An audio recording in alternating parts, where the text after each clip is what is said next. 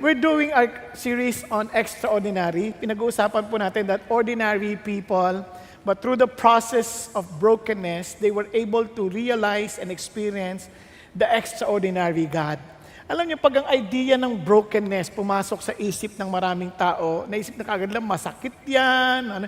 Alam niyo, every time you think of brokenness, think of it this way. Halimbawa ho, ito pong ating pong ininom. Di ba? Masarap eh. Tama ba? Kaya kinuha ko yung isa eh. Now, what I'm saying is, hindi nyo naman ito ma-enjoy kung hindi naman nag-process ng brokenness yung grapes. At hindi nyo rin ito maiinom kung hindi mo i-break yung seal. Tama? So, yung process na yun, importante yun. It is a necessary process para ma-experience natin yung totoong ganda at disenyo at yung pinaka-purpose ng gumawa nito. Tama? Ngayon, pag nainom mo na, ang sarap. Di ba? Inggit kayo, ha? What I'm saying is this. Yun ang dahilan kung bakit yung issue ng brokenness, it's not something negative. It is something that you are to do. Kasi you cannot avoid it. Parang kahit sa mga binili nyong pagkain, break the seal. Di ba? When you open, lahat ng yon ay importante. Now, kanina, nung nakikinig ako kay Peter Jr., tuwan-tuwa ako kasi he gave us a different perspective on brokenness. Since we are living in a broken world, ito po ang problema. This broken world, people are imperfect, and whether we like it or not, every one of us will somehow experience storms in life. At yung storms na yon, it leads to a breaking experience. Tama, mali? Since walang exempted doon, kahit bata, matanda, mayaman o mahirap, may storm siyang dadaanan. At yung storm na yon, ang tanong na lang ay ito, since we cannot avoid it, ang sino ang kasama mo in the process of breaking circumstances? Nagkakaintindihan? So ito pong blessing natin is not just for us to remain ordinary people, but for us to experience extraordinary God. Kaya nga ho, yung mga taong nakaranas ng extraordinary God, nagiging extraordinary din ang kanilang mga responses sa buhay. Ulitin lang natin, review lang naman to. Sabi natin, ordinaryo lang sa mga nagtatrabahong magreklamo. Ordinaryo lang yon, yung galing sa bakasyon. Bukas, ordinaryo lang yon, yung papasok na naman. Bitin ng bakasyon, di ba? Bitin ng bakasyon. Sana nung Biyernes, walang pasok. Ordinaryo lang yon. But for us to go to work excited because we know that we're not working for our boss, we're working for God, yun, extraordinary yun, di ba? Ordinaryo lang yun sa maraming babae. Pag inutos, sinabihan ng asawa, pakipimpa mo naman ng kape.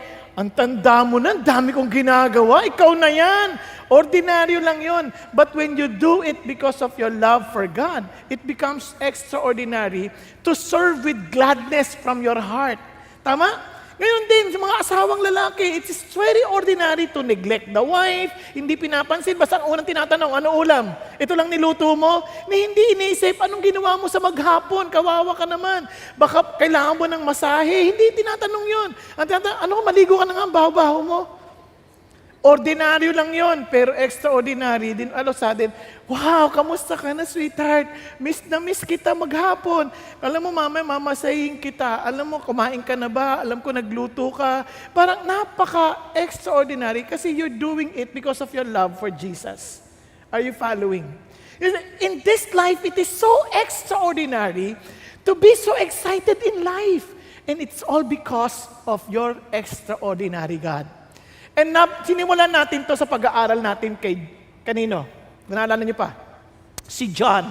Because he is the epitome of a broken life that lives out the very reason of our existence.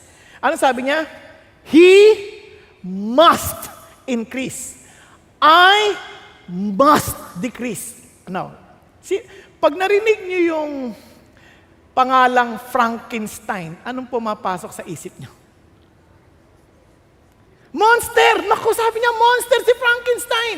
Alam nyo, si Frankenstein ay imbento ni Victor Frankenstein. Isang scientist na napakatalino.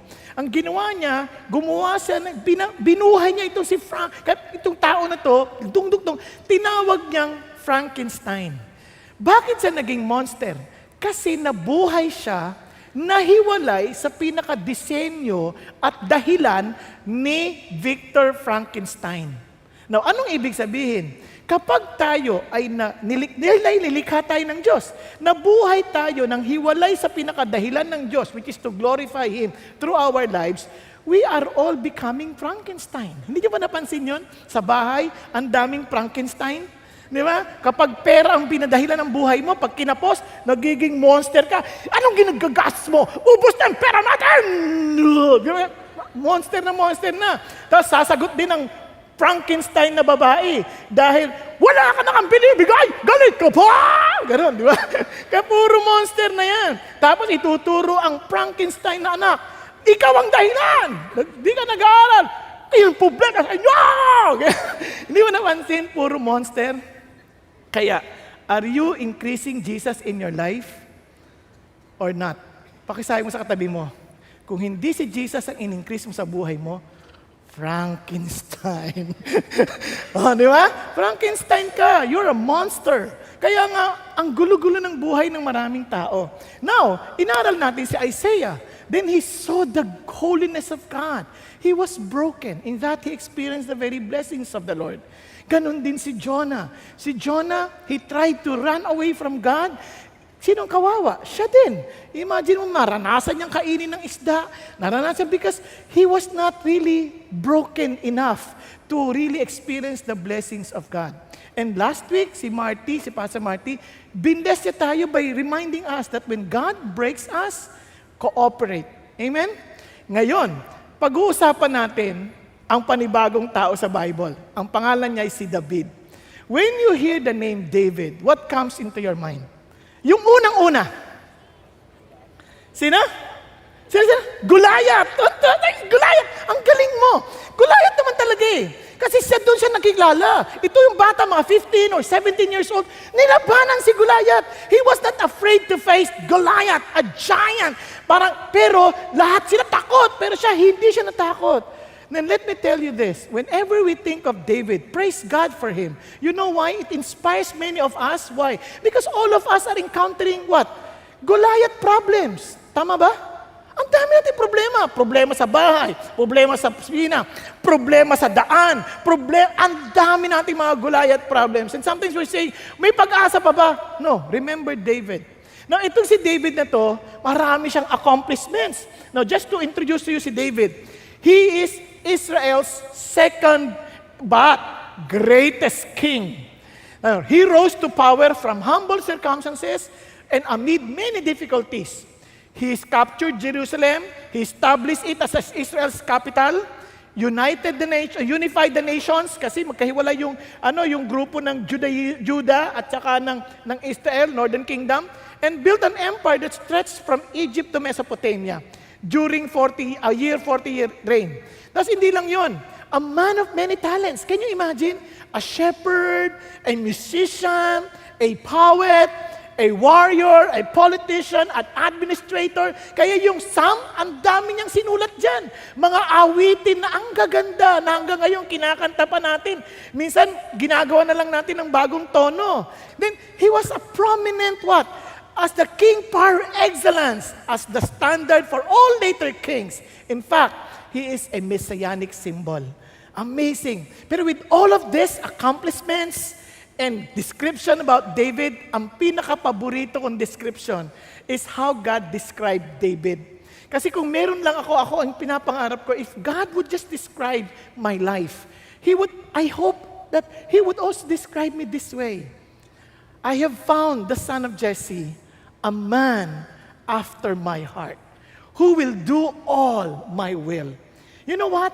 David is a man after God's own heart. When he was describing David, this guy is a man after my own heart. What does it mean? Was it because he was perfect? Was it because he was, as in, he never committed mistakes? No. It only means that this guy really lived for the heart of God. Ano ibig sabihin? When God tells him, okay, go straight, he will go straight. If God tells him, stop this, he will stop it. Because his heart is burdened with what burdens God. His heart is broken with what breaks the very heart of God. He is aligned with the very will of God. Because he is a man who will do the will of God. And alam niyo ba, kaya ang challenge ko ngayon sa inyo is this: be broken to live after what? God's heart. Pakikalabit niyo ang katabi mo. Live after God's heart. You know why I'm telling you this? Because it requires brokenness to live after God's heart. Bakit kamo? Meron tayong mga gusto sa buhay. Yung gusto ng Diyos, hindi necessarily gusto rin natin. Di ba, isipin niyo, halimbawa ang asawa ko. Halimbawa lang.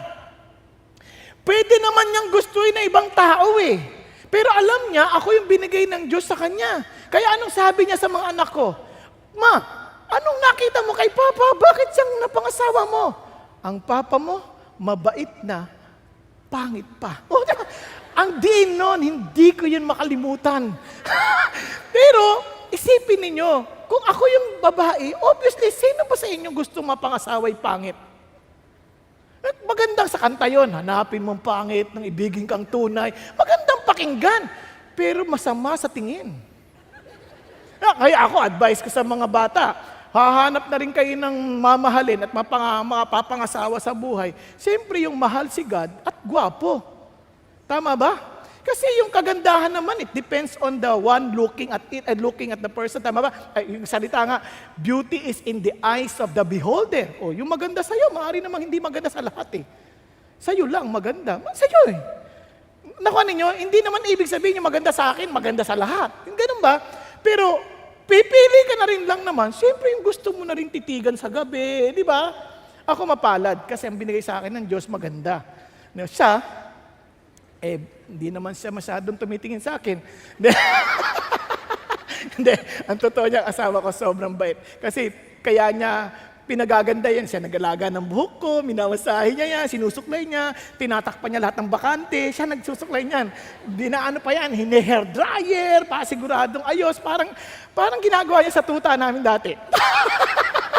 Kaya na-imagine ko lagi yung poodle namin. Ganun din ginagawa niya sa akin. Kailangan ayusin to. Ano ba, ang gulo-gulo ng... Kaya pagkataas ko maligo, nakaabang na yan. Nakaabang na hair dryer, nakaabang na yung brush, di ba? Isipin mo kung ikaw na lang mag-isa. Kunyari, babiyahe ako, hindi siya kasama minsan. Namimiss ko yun. Parang wala mag-aayos ang buhok ko, di ba? Parang ganyan. So, actually, what I'm trying is this. Isipin mo yung blessing na yon because you're just following God's heart. Tama? Pero maraming tao, reklamo pa nakakita. Gusto niya mukhang Koreano, parang, uy, ang gwapo, ang mata, parang alkansya. Di ba? Parang, di ba? Ganyan. Pag pinakita mo ng parang mukhang tarsir, malalaki mata, ay, ayoko niyan, Lord, ayoko niyan. Gusto ko yung, di ba, yung Koreano magsalita. Kaya, yung ganun, kaya ang challenge ito, be broken. You want to follow God's heart? Then be broken. Be broken to live after God's heart. Bakit? Alam niyo kung bakit? Why will I follow God's heart? Now, listen to this. This is the very words of David. The Lord is near to the brokenhearted and save those who are crushed in spirit. This is his experience. He saw how the nearness of God, because he was brokenhearted, he was just depending on the Lord, and sabi niya, hindi mo pa pagsisisihan. And you want to see how his life was when he was just following the heart of God? Ito, David became greater and greater, for the Lord God of hosts was with him. Why was the Lord near David? Because he's broken-hearted. He is near to the broken-hearted. He saved those who are crushed in spirit, and the Lord was with him, and the Lord kept on making him stronger and stronger. Ayaw mo ba yan? Sino dito gusto niyo yung buhay niyo palago ng palago? Sige nga, pakitaas ang kamay. Praise God! Yung mga hindi nagtaas ang kamay, anong nangyari sa'yo? Ano gusto mo? Pababa ng pababa? Di ba? Itong challenge sa ating lahat. If you want to really see how your life gets stronger, then you walk with God. Yun ang sinasabi ng Diyos. Now, tingnan niyo pa po, how He described it. Even God Himself made a covenant with David. Tingnan niyo naman. Now, therefore, thus you shall say to my servant David, he was telling this to Nathan, thus says the Lord of hosts, I took you from the pasture, from following the sheep to be ruler over my people Israel. Grabe naman, look at God. He was saying, David, do you remember where you came from? You were just a shepherd boy. Shepherd, ang baho niyan. Shepherd, ayaw namin yan. He is one of the cast out, cast out sa mga society yan, yung mga shepherd na yan. Yan lang sila sa tabi-tabi. And gusto niyo malaman, the journey from the kingdom, it was not easy. He was from the shepherd boy, before going to the kingdom, he became a fugitive. Then what? Then he became the king. It wasn't an easy journey. Kaya ako, sinamahan siya ng Diyos. And yet, look at what happened to him. Gusto niyo makita kung gaano kahirap? Simulan natin when God chose him as a king. When the Lord rejected Saul to be the king, sabi ng God kay Samuel, now the Lord said to Samuel, how long will you grieve over Saul? Hanggang kailan kayo iiyak para kay Saul? Since I have rejected him from being a king over Israel, fill your horn with oil and go. I will send you to Jesse, the Bethlehemite, for I have selected a king for myself among his sons. Anong utos sa kanya? Samuel, punta ka na doon kay Jesse. Isa sa kanyang mga anak, i-anoint ko. Siguro, kung meron text noon, magte-text agad yan. Jesse, pupunta ako sa bahay mo because God has chosen one of your children or one of your sons to be the next king. Kung ikaw yon, anong gagawin mo? Anong gagawin mo? Mga anak, naku, mag-prepare kayo, mag-ayos kayo, darating si Samuel at isa sa inyo, isa sa inyo, magiging hari. Palagi ko hindi makakatulog pa yan, tama? Nagkakaintindihan? Kung hindi nyo kayo makarelate, parang ganito yan. Noon, pagka dumating ang hapon, ano siya sabi? Taga! Hapon! Ngayon, hapon, anak bihis. Bihis, dali! Naintindihan niyo na? Ito ngayon. Sabi niya, mag-prepare kayo. And imagine when he started looking at the children, would you believe, yung tatay ang unang mag-iisip who would be the qualified, tama? Lahat ng anak pinili, puwera kay David. Ito sabi niya, and Samuel said to Jesse, are these all the children? And he said, there remains yet the youngest. And behold, he is tending the sheep. Noong gabi pa lang, mag-prepare kayo, maligo kayo ha, mag-prepare kayo. Ikaw David, ikaw mag-alaga sa mga tupa ha. May bisita kami. Yung mga kuya mo, mga kapatid mo may bisita. Ikaw, doon ka lang ha sa tupa ha. Wala kang karapatan dito. Imagine the feelings. Pero si David, walang kaproblema. What I'm trying to say is this. Kung kayo kaya, hindi kayo pansinin sa opisina, pag may promotion, hindi ka iniisip, kapag ka may sa trabaho, hindi ka naiisip, ang naisip, iba lahat. Pero tuloy ka pa rin. Tuloy ka pa rin. Because people may not see you, but God sees you. Hindi importante how God looks, how people looks at you, how people look at you. Ang importante, how God looks at you. Are you following? Maaring sa bahay, you don't feel na ikaw ang favorite. Well, hindi ako paborito sa bahay. Paborito ka, hindi mo napansin, ikaw lagi pinapagalitan, ikaw lagi inutusan, paborito kang pagalitan, paborito kang utusan. Ayaw pa ba niyan? Hindi na ako pinapansin. Parang pag may bagong damit, sila lang ang binibilan, ako hindi. Huwag kang mag-alala. You just kept your focus and following the heart of God.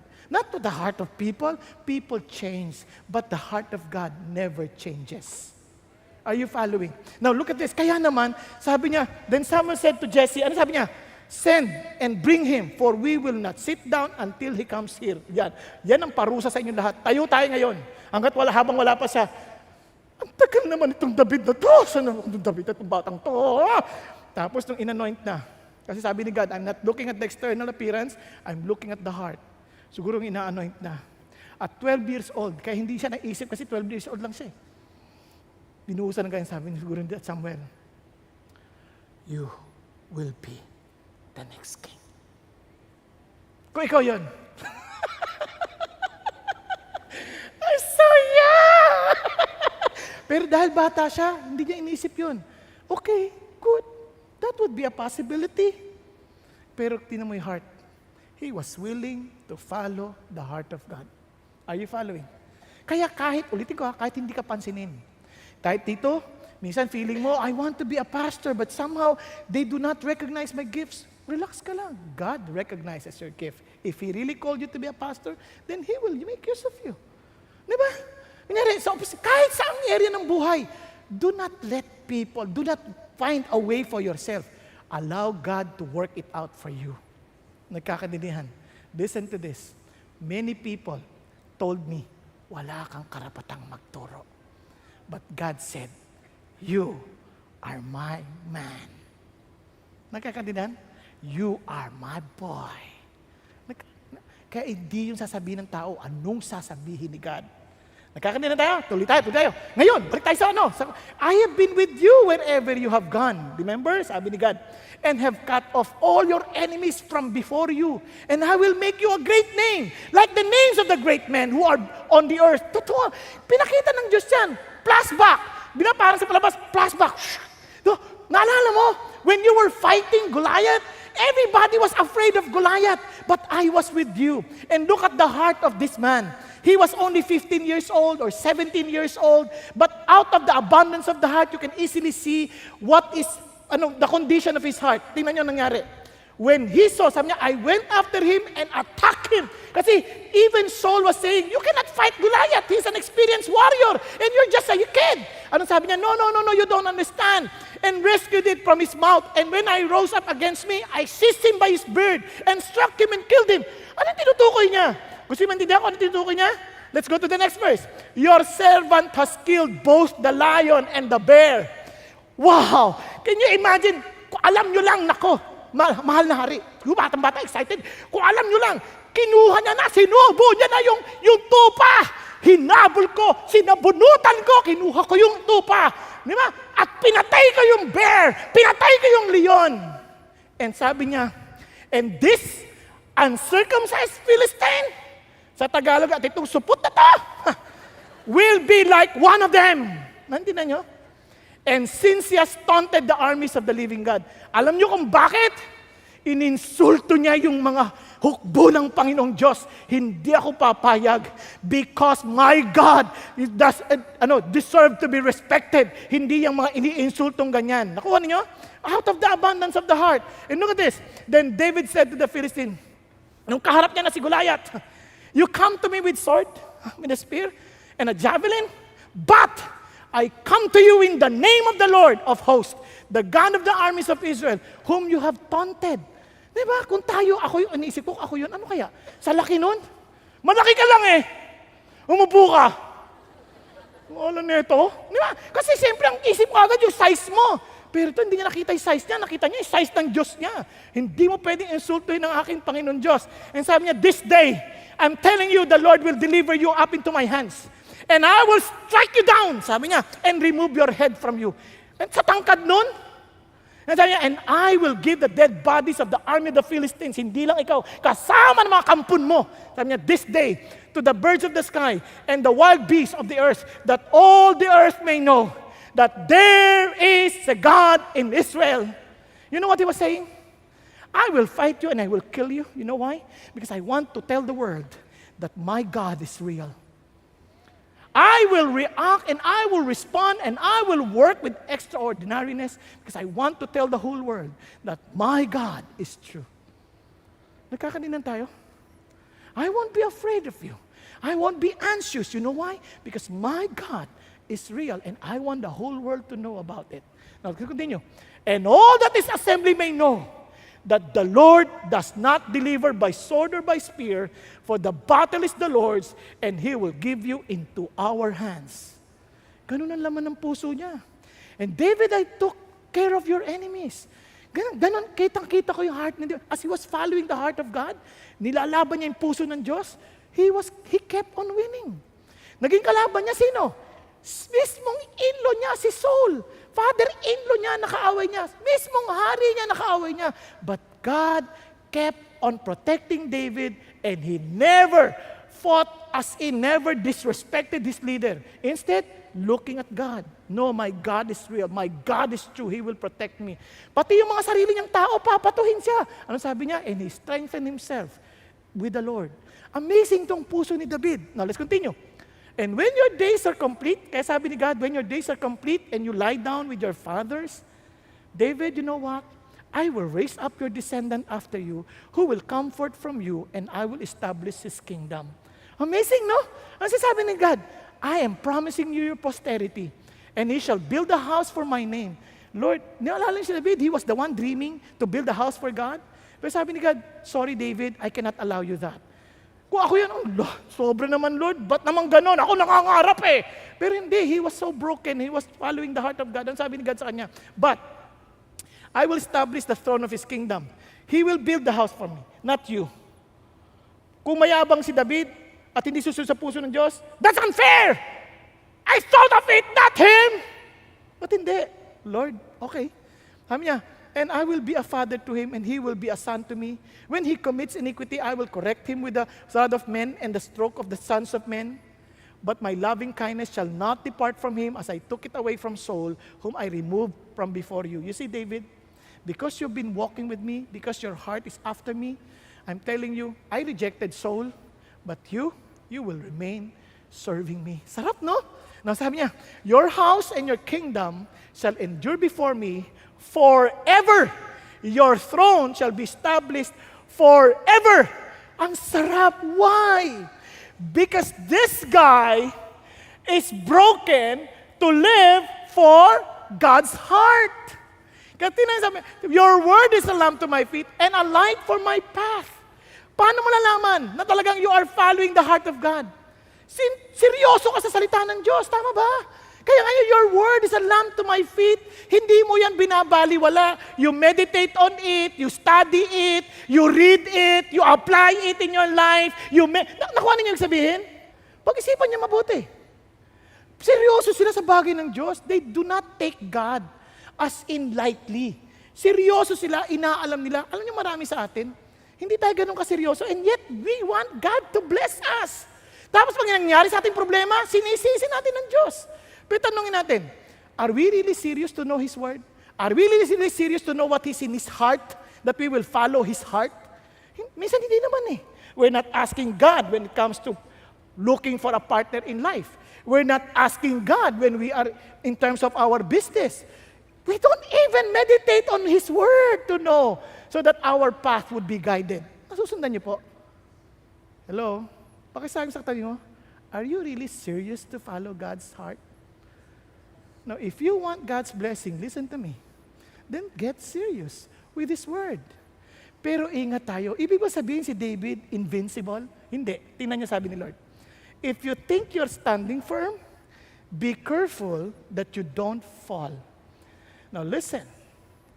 Si David, with all of his victories, with all of his cries before God, I'm telling you, he is still a man with a feet of clay. Tao pa rin siya na mahina, pwedeng matumba. Kahit tayo, we might meditate and worship. When you look at the pastors, when you look at other Christians, don't ever think na, itong mga to, they're serving the Lord. Wow, I praise God for them, and they will surely be victorious. They are more than conquerors in Christ Jesus. Amen. But, take heed, hindi sila invincible. Nagkakaintindihan? Other Christians, katabi mo, hindi siya invincible. Tatay mo, hindi siya perfect. Nanay mo, hindi siya invincible. Mga anak mo, nag-aaten ng elevate, hindi sila invincible. Are you following? Why is that necessary? Now, tingnan niyo po. Because if you want to follow God's heart, listen to this. You know what the heart of God hates. And you also know what the heart of God loves. Nagkakaintindihan? Sin is serious, but God is gracious. Alam niyo, sa maraming tao, they take sin lightly. Hindi kasi nila naintindihan ano itsura nito. Let me repeat. Alam niyo, nakakatuwa lang kasi si David Platt also came out with a preaching na ang kanyang outline is sin is serious, God is gracious. Eh hindi ko naman po inaasahan na magkakapareho kasi nabasa ko lang siya kanina. May sabi ko, nonetheless, I want to acknowledge kasi baka mamaya sabihin nyo, kinopya ko. Meron siyang libro, ako wala.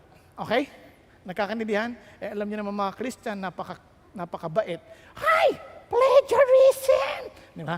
Relax lang. Ang totoo niyan, ang idea hindi naman solo ng isang tao. Nagkataon na isulat ng isa, hindi nasabi ng isa, pero hindi necessarily kinopya ang isa't isa. Nagkakaintindihan tayo. Okay? Kaya ingat lang tayo. Sin is serious, God is gracious. Listen to this. Here is David. Panalo, relax, and the moment na nag-ano ka lang, parang hindi ka nag-ingat following the heart of God. Ingat ka, tingnan mo. Then it happened in the spring. Anong dapat meron sa spring? At the time when kings go out to battle. From the very heart of God, saan ang mga hari at that time? He was supposed to be in the battle. That David, instead of going to the battle, the very heart of God for him to fight, David sent Joab and his servant with him and all Israel and destroyed the sons of Ammon and besieged Rabbah, but David stayed at Jerusalem. Anong ginawa ni David? Sa halip na nandun sa trabaho, lumalaban, natulog. Parang yung mga nag-oopisina, ay, tinatamad ako pumasok, sick leave na lang. I am not feeling well. Anong pasakit mo? Puyat. Ganun lang. Pero walang karamdaman. Kaya isang araw o 2 araw lang ako a-absent. Kasi pag 3 araw na, kailangan ng medical certificate at delikado yan. Sasabihin lang, magsisinungaling ako. Sa totoo lang, hindi mo kailangan ng 3 araw para magsinungaling. Doon pa lang sa simula, nagsinungaling ka na. Nagkakanindihan tayo? Hello? Now, hindi kita kinokondena. Okay lang, relax ka lang. Mamaya. So si David stayed in Jerusalem. Ang problema, hindi mo naintindihan anong pwedeng gawin sa'yo ng diablo. Paglalaroan ka na, nagsimula ka na maglaro, ito, pagpepiestahan ka na ng demonyo. Now when evening came, David arose from his bed. Now listen to this. Pag sinabi mong evening sa Israel, hindi yung kasing dilim sa atin. Kasi lalo pag spring, yung dilim nila, minsan, kunyari, nasa Canada ka, parang sa Canada, 9 o'clock na ng gabi, parang 3 o'clock pa lang sa atin ang liwanag. Okay? Kaya baka ma-misinterpret ninyo, parang gabi na pala, di madilim na. Tama? Hindi naman kapare sa atin, maraming posting ilaw, lang ganon. Ito siya. He rose from the bed and walked around the roof of the king's house, and from the roof, yan. Ito si David, lakad-lakad sa roof. Lakad-lakad. He saw a woman bathing. Sabi, oops, bumalik. Wow. Isipin nyo ang mga Hudyo, lagi nakatakit ang buong katawan yan. Biglang nakakita ka ng binte. Hita. Baywang. Naintindihan nyo? Bakit naman ngayon ka pa nagpakita? Pag-isipan niyo mabuti. And the woman, hindi lang basta woman, he was very beautiful in appearance. Parang sa mga lalaki, jackpot! Naintindihan ninyo? Parang ganda. Para mababaro ka, ganda babae. Now, sana pagkakita pa lang, tandaan nyo, ito ingat kayo ha, sin is so dangerous na akala mo kaya mo, pero ingat ka. Kaya sabi ng Bible, when your right hand or left hand causes you to sin, cut it off. Agad-agad! Huwag mong pagbigyan. Nagsisimula yan sa simpleng isip lang. Sa simpleng katamaran lang. Tapos lakad-lakad at nang tumingin, bumalik pa at tinitigan. Ang problema hindi natapos doon. If you are serious, at least alam mo. Now, let me just explain this to you. Kahit ang selos, mga babae, lalaki, listen to this. Kahit ang selos, regalo ng Diyos yan. When my wife was always jealous, when our first 2 years, sa totoo lang, lagi siyang selos. Bakit? Hindi ko siya binibigyan ng sapat na panahon. Nagkakaintindihan tayo. Mali ako. Dahil dapat may oras siya at may sapat siyang oras. Tama? And at the same time, ang isang bagay, kung hindi ka honest, alam mo din sa puso mo, while your wife is being neglected, Maaring wala, inosente ka in your mind, hindi ka nagkakasala. But while I was cracking jokes with other women, they were laughing and they liked it. Somehow, deep within my heart, nagugustuhan nila. Within me, sa isip ko, hanggat walang tukso. Pero sa totoo lang, the mere fact that you're enjoying their laughters, you're already playing at the edge of temptation. Nagkakaintindihan tayo?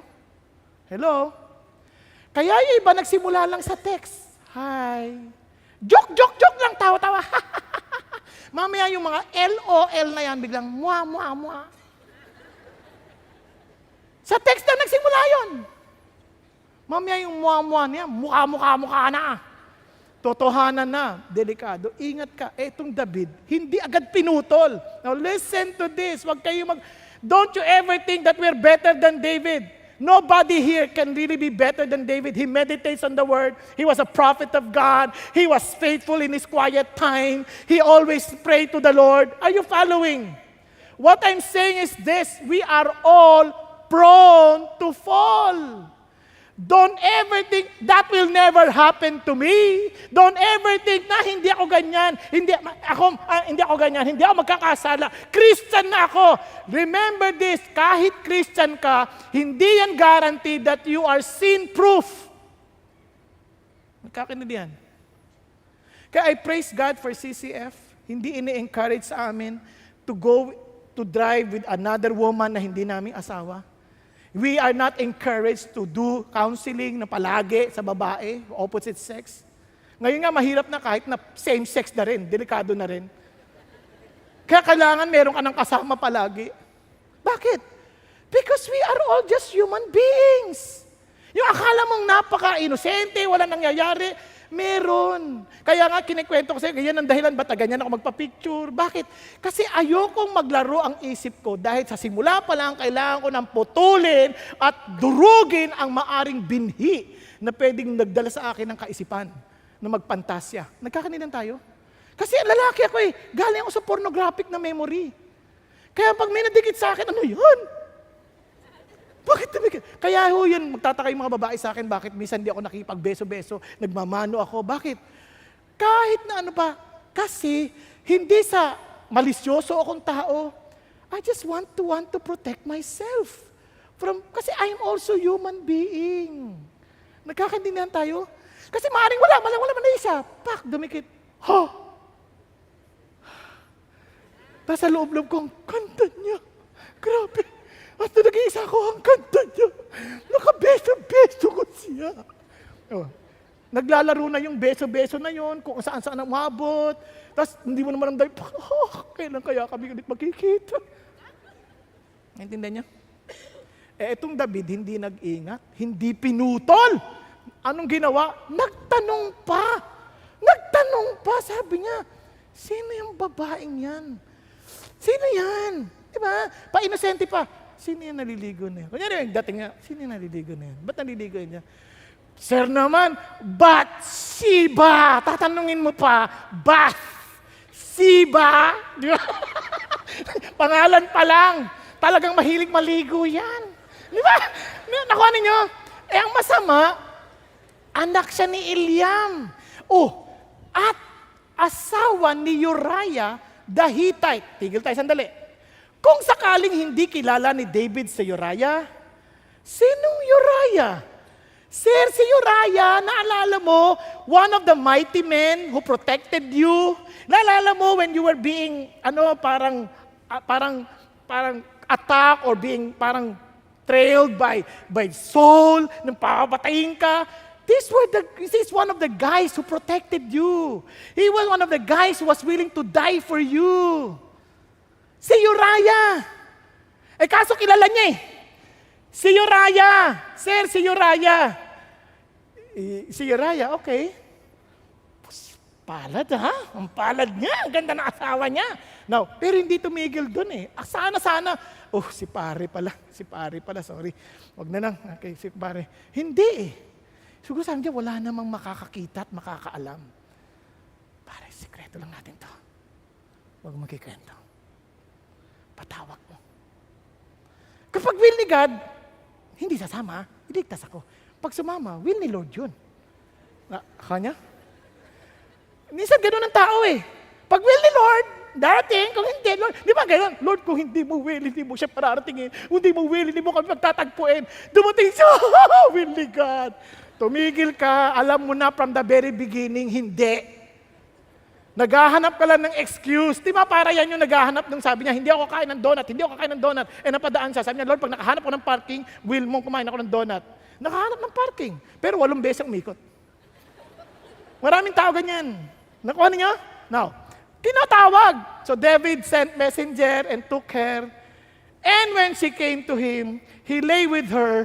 And when she had purified herself from her uncleanness, she returned to their house. Now, look at how bad sin is. Nakipag-sex, hindi asawa, he purified herself.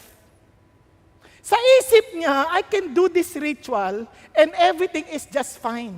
Ganyan ang maraming tao. When they thought na okay sila, malinis sila sa Diyos, while they were not really dealing with their sin rightly. Pag-isipan nyo. Maraming tao galit sa kapatid, galit sa mga kamag-anak, pero pagdating ng linggo, it's okay. Okay na kami ni God, okay na, wala na akong pakialam dyan. Kapatid, hindi ganon. Walang ritual that will make you okay with God. You have to fix the real issue. Minsan, nagdadaya tayo sa opisina, will maltreating the people, kayo, maltrato, hindi binabayaran ng tama. Basta pagdating ng service, hallelujah, the Lord is good. I'm so blessed. Okay lang silang minamaltrato as long as God and I are okay. Ganyan ang ginagawa ng babaeng ito. Nakuha ninyo? And some people are like that. They were playing games with sin. Because they never saw sin as it is. Tingnan nyo. And the woman conceived. Akala ni David, walang makakaalam. Ang problema, kasi siyempre, hindi naman agad yan na pagkatapos ng gumawa, ay, buntis ako. Wala mo nang ganun. Umuwi mo na si David, saya-saya. I love Bathsheba. Oh, Bathsheba, bakit ngayon ka lang dumating sa buhay ko? Tama? Ang problema, nung habang masaya sa ganyan, iniisip-isip, meditate yung kalang mga ex-kapatid ni Bathsheba, biglang nagpadala si Bathsheba ng message, buntis ako.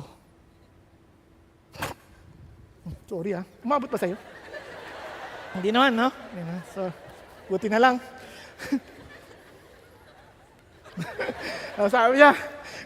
Sabi niya, buntis ako, patay na.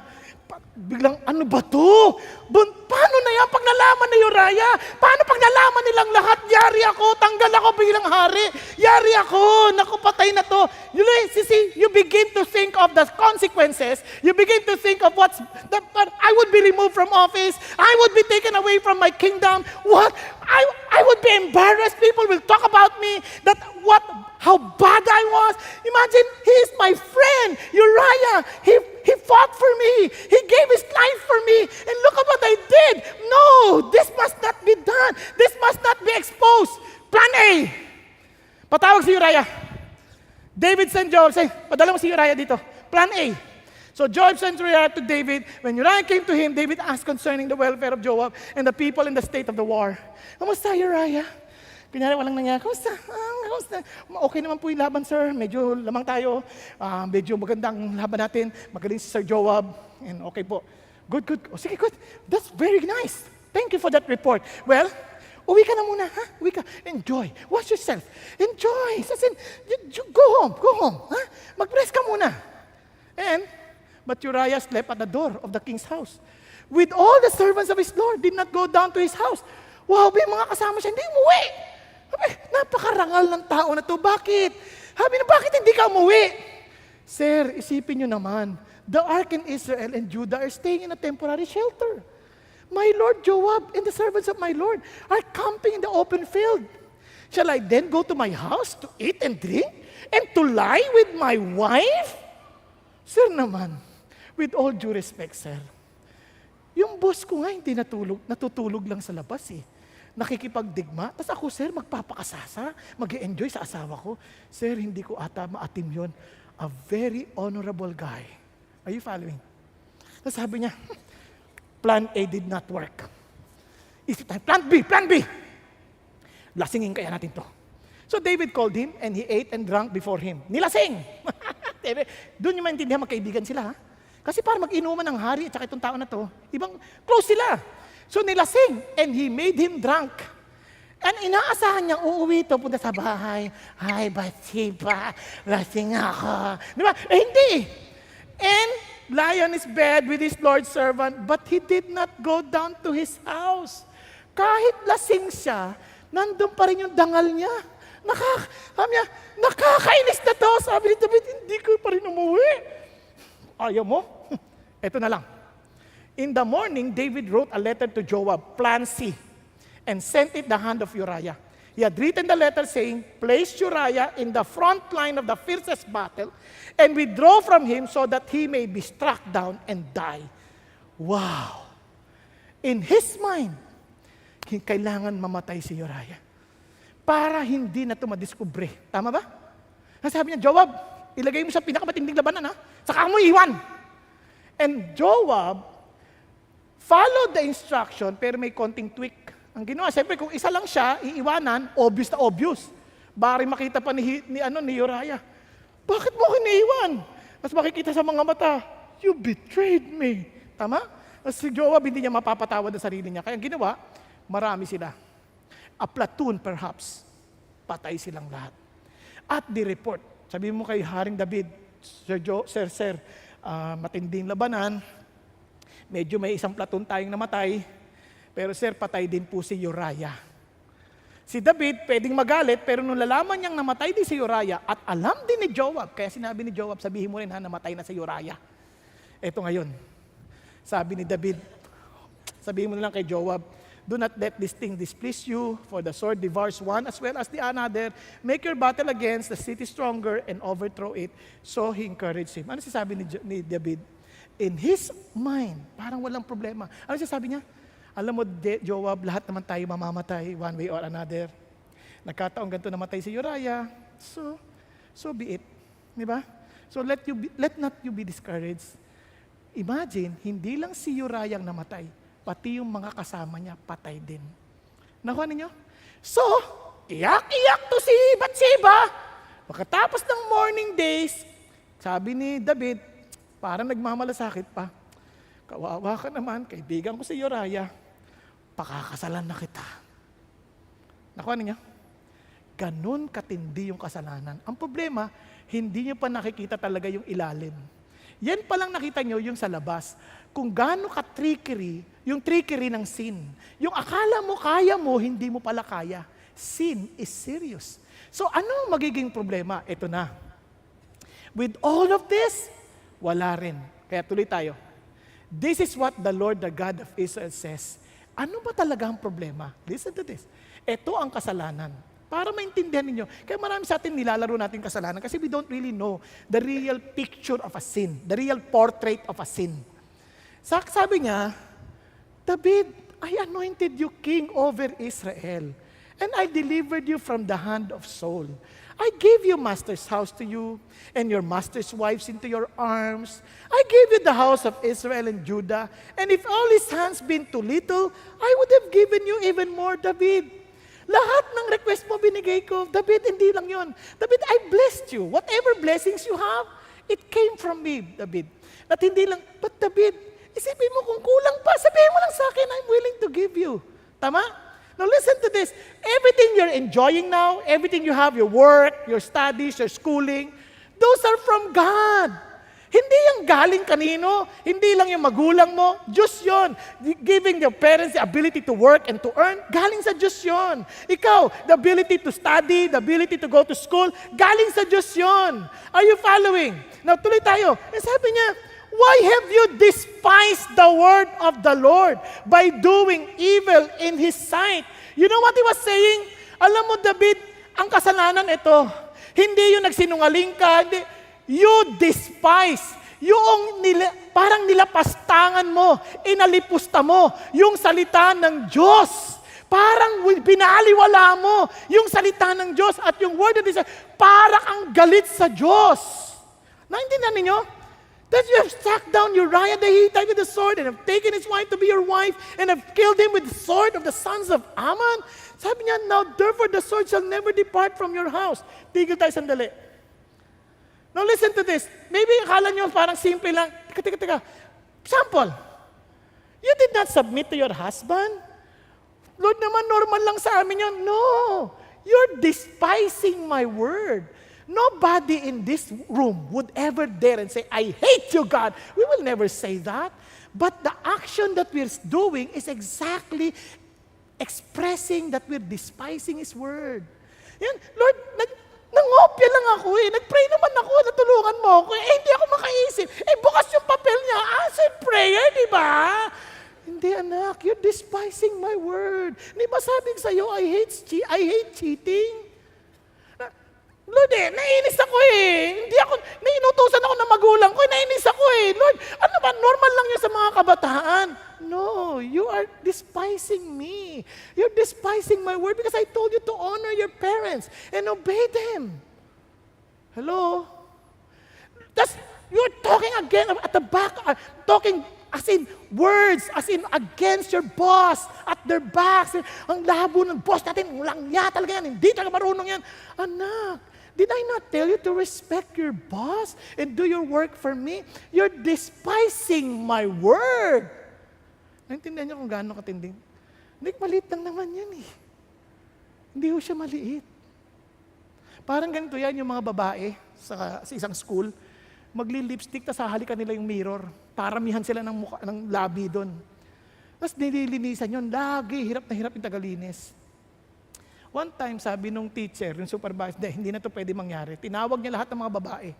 Sabi niya, you watch. I want you to see how hard it is for us to clean that mirror. Sabi niya, okay. Tinawag yung janitress. Okay, will you please wipe out that mirror? O clean that mirror? Sabi niya, okay. Kinuha niya yung mop, sinawsaw doon sa CR, yung water closet. Di ba? Sinawsaw doon at saka nilinis. Biglang naisip ng mga bata, malinis yung mirror, pero ano yung pinanlinis? Mula noon, hindi na nila hinalikan ulit yung mirror. Naintindihan yung ibig sabihin? Minsan, kaya tayo paulit-ulit sa kasalanan, ano nang naman yun eh? Sight lang yun. Ako lang naman yun. Wala namang iba eh. Wala naman nakakaalam na. Wala namang babae. Hindi mo naintindihan. You're despising His word. Because sabi ng Bible, when you look at a woman with lust, and I'm telling you, as you are meditating on that, it's helping yourself to meditate on sinful acts.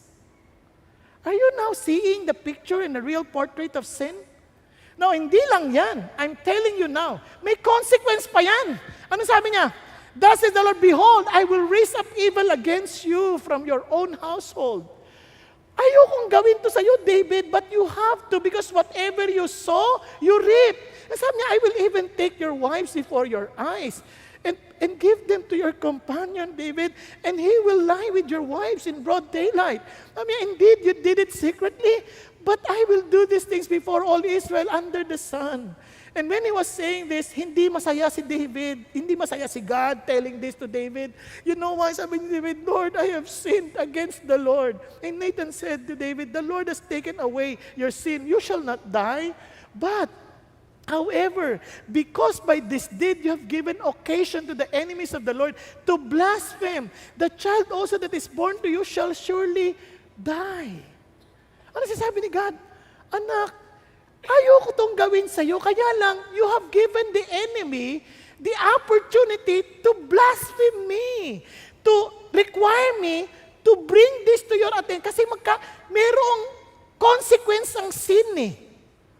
Itong problema, David, you will not die. But somebody else will die. Bakit? Kasi when the lust is conceived, it gives birth to sin. And when sin is accomplished, it brings forth death. David, whether you like it or not, because of sin, death is the penalty. For the wages of sin is death. And I'm telling you, David, if you will not acknowledge this sin, if you will not get back to me, if you will not repent, I'm telling you, this will also happen even for everyone who think that they're just okay, that everything is just fine. No, you are the coward. You are unbelieving, abominable, murderous, immoral persons, sorcerers, idolaters, and all liars. Kasama, yes. Their part will be in the lake that burns with fire and brimstone, which is the second death. If you cannot see now who would pay your sin, you will suffer this consequence. Do you think God likes it? Hindi. Kaya ano sinasabi niyo kay David? David, binigyan mo siya ng chance eh. Nakuha? But, meron akong good news. The story did not end there. You know why? Yes, sin is serious, but praise God. God is gracious. Bakit? Tingnan ninyo. Then the Lord sent Nathan to David. Then he came to him and said, David, ito na, nung nagkakasala siya, 1 year later, parang walang nangyari, everything was just fine, he was still in the kingdom, but one day, the Lord somehow rebuked David. Ano sabi niya? Hindi diretso, hindi sabi, David, you're a murderer, you're a liar, you're an adulterer. Hindi. You know why? Si God, ang heart niya, I want you to come back. I want you to be restored. I don't want to condemn you. Kaya ang heart ni God ganito. He came to him. Sabi ni Nathan, Sir, dahil sa panahon ng Israel, wala namang legislative, judicial body, lahat yun nasa hari. Nakuha ninyo? So he will make the judgment. Sir, meron tayong kaso eh. Meron po kasing lalaki, 2 lalaki sa city, yung isa mayaman, isa mahirap. And sir, yung mayaman, ang dami niyang tupa, ang dami niyang baka, ang gaganda pa, sir. Pero lang, sir, itong mahirap naman na to, wala naman siya.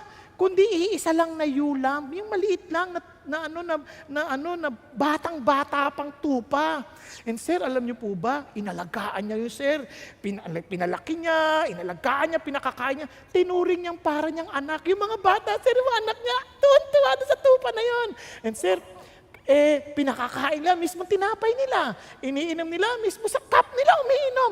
At sir, natutulog tabi nila. Para siyang anak din niya. Ganun niya kamahal yung tupa na to. Ngayon, sir, di ba sa atin, di ba, may nagbabiyahe at may bisita, sir, wini-welcome natin. Itong mayaman na lalaki, may dumating na bisita. Sir, papakainin niya, sir, i-welcome niya. Ang problema, sir, ayaw niyang kumuha sa mga tupa niya. Ang dami-dami, pero ayaw niya. O ngayon, sabi niya, sir, ang kinuha niya, yung tupa ng mahirap na lalaki. Sir, alam niyo, nung kinukuha niya, sabi niya, akin na yan. Dahil mahirap, wala siyang kalaban-laban. Ito naman pong mga huwag po, si Dali, amin po yan eh. Di ba, si Dali yung to, amin po, kasama namin si Dali. Kinuhang ganyan. Wala ho silang kalaban-laban. At nung kinakatay na po, sir, umiiyak, yung mga bata, patay na si Dali. Nadali na si Dali. Nandiyan niya, galit si David. Sabi ni David, anong galit sa mga walang hustisya sa kamansang ito? Sabi niya gano'n, he must make restitution. Sabi niya, for the lamb fourfold. Yan ang sabi sa batas eh. And he shall surely die. Dapat hindi yan dapat kaawaan. Nakuha ninyo? And sabi niya, sino yung mamang yan? Kasi ba't galit si David? Kasi siya yung hari. Ano akala nila? Walang hustisya. But deep within his heart, he knew that there was injustice happening because it was him who was the first one who was showing some form of injustice. Are you following? Pero alam niyo, sabi ni Nathan, David, you are the man. Oh, ako? Bigla siguro siya napupo.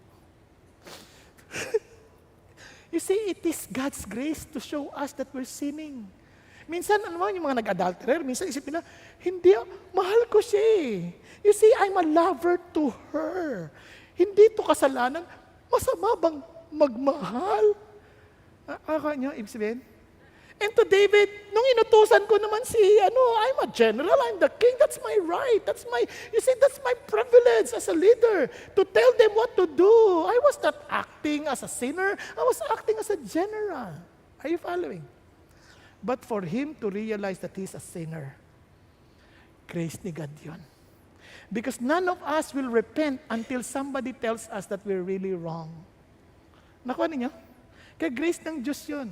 Kaya nga, grace ng Diyos na meron tayong Nathan sa buhay. So I encourage you, if I'm so thankful with God dito sa CCF, the reason why we have D groups, because if we're serious, those D groups are not just groups where you can study together, but they are people whom you will be the people whom God will use as your Nathans in life. Sa D group ko, yung D12 ko, sila Leo, nire-rebuke nila ako. Kasi hindi ko nakikita eh. And I thank God for them. You know why? Because they are my Nathans. Because these people, they really love me. Because they're willing to tell me what's wrong with me. Naintindihan niyo po? And here is Nathan, hindi niya sinabi, God, you're a murderer. Sabi niya, sa ending niya sinabi, you're the man. You're the man who stole. You're the man who do not really care. You're the man who killed. You're the man who never even listened to the cry of those children because one of their ewe lambs was taken from them. You're the man, David. Alam niyo pa paano nakabalik si David? Thanks God, when God brings you to your face your sin, huwag ka na mag-excuse. Aminin mo na. Ito ang blessing. A contrite sinner's prayer for back. A psalm of David when Nathan the prophet came to him. Di ba? Pag sabi niya nga, I have sinned, iyak siya, pray siya, Lord, be gracious to me, O God, according to your loving kindness. You know what he was saying? Lord, I'm asking you for forgiveness, not because, Lord, I promised that I will do this. Lord, I will take care of the children of Bathsheba or Uriah. Walang ganon. Lord, patawarin mo ako. Lahat ng religion ang sinasabi, Lord, patawarin mo ako. Maglalakad ako mula rito sa amin hanggang sa CCF, Lord. Lord, patawarin mo ako. Lord, nangangako ako, Lord, hindi na ako uulit. Hindi na ako mambababae. Hindi na ako pati man lalaki. Hindi na rin. Ano sinasabi ng Diyos? Hindi yun. Lord, I come before you not because of what I can do. I come before you because you are the loving kindness. You are God full of loving kindness.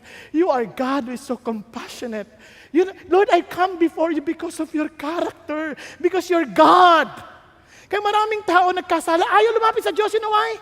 Hindi na ako papatawarin ng Diyos. Wala na akong pag-asa. Tatay mo yan. Si God hindi ganon. He is still waiting for you. Now look at this. Kasi sabi niya, Lord, wash me thoroughly from my iniquity. Cleanse me from my sin.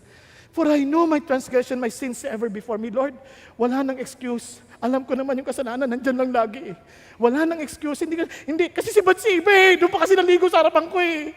Kasi naman lumapit pa siya eh. Wala nang ganon. Lord, wala akong excuse. I'm a sinner. I really am. I'm owning the responsibility. Sabi niya, against you, Lord. You only. Yan ang totoong repentance. You and you only. Alam niyo ba ang ibig sabihin nun? Di ba nagkasala siya kay Uriah?